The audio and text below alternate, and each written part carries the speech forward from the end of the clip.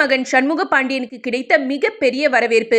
மறைந்த கேப்டன் விஜயகாந்துடைய இளைய மகன் சண்முக பாண்டியன் சரத்குமார் நடிப்புல நாளைக்கு ரிலீஸ் ஆக போகுது கொம்பு சிவி படம். இந்த படத்துக்கு மிகப்பெரிய வரவேற்பு கிடைக்கும்னு கோலிவுட்டை முணுமுணுக்குது. இந்த படத்தோட ஆடியோ லான்ச்ல கலந்துகிட்டு பேசின டைரக்டர் எஸ்.ஏ. சந்திரசேகர், கொம்பு சிவி படத்தோட போஸ்டரை பார்க்கும்போதே எனர்ஜியா இருக்கு.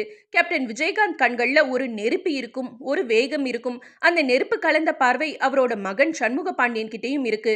உனக்கு நான் சலைச்சவன் கிடையாதுடான்னு சொல்ற வகையில சரத்குமாரும் அந்த போஸ்டர்ல ஆக்ரோஷமா இருக்காரு.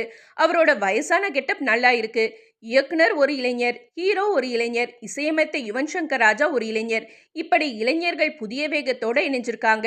மாற்றம் என்பது மட்டும்தான் மாறாதது, அது எல்லா துறைக்கும் பொருந்தும்னு திடீர்னு அரசியல் கலந்தும் பேச ஆரம்பிச்சிட்டாரு எஸ்.ஏ. சந்திரசேகர். மேலும் கேப்டன் மூத்த மகன் விஜய் பிரபாகரன் பேசும்போது, சம்மு திரைத்துறைக்கு வந்து 13 வருஷம் ஆச்சு. ஆனாலும் கொம்பு சிவி சம்முவுக்கு 4வது படம்தான்.